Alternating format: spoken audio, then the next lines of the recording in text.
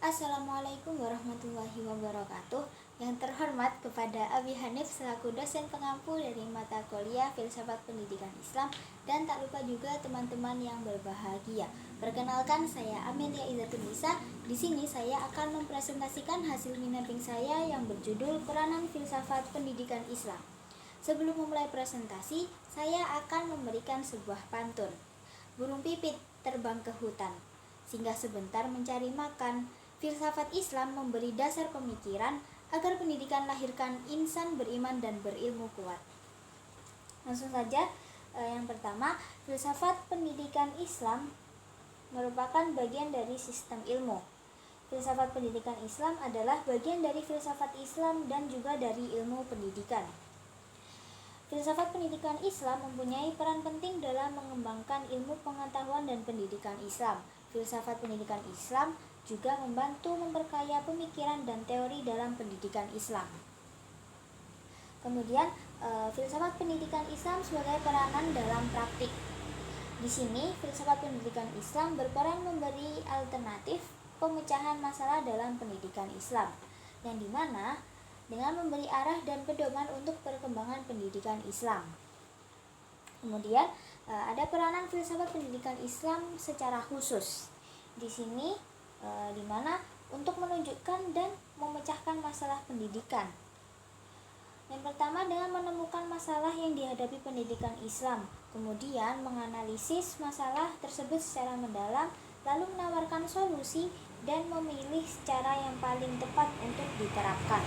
Kemudian ada filsafat pendidikan Islam sebagai memberikan pandangan tentang manusia atau menurut Islam.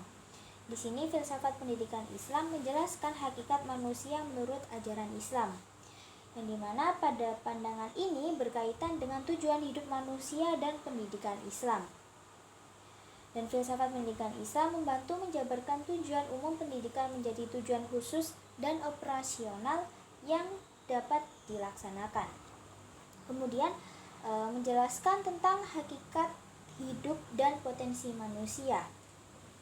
Di sini sebagai manusia, setiap manusia itu memiliki potensi bawaan atau fitrah yang perlu dikembangkan, yang pada potensi ini berasal dari sifat-sifat Allah atau Asmaul Husna. Dan di sini pendidikan itu harus menumbuhkan sifat-sifat baik tersebut tanpa menodainya, dengan memberikan pedoman dalam pembinaan kurikulum dan pengaturan lingkungan pendidikan. Kemudian filsafat pendidikan Islam di sini untuk menganalisis masalah pendidikan Islam masa kini, di mana dengan menilai apakah pendidikan Islam sekarang sudah mencapai tujuannya atau belum, kemudian menemukan kelemahan dalam sistem pendidikan, lalu memberikan alternatif perbaikan dan pengembangan agar pendidikan Islam menjadi lebih baik. Kemudian yang terakhir, yakni dalam filsafat pendidikan Islam mempunyai dua arah pengembangan di dalamnya. Yang pertama, yakni untuk mengembangkan konsep-konsep filosofis dalam pendidikan Islam untuk melahirkan teori-teori baru.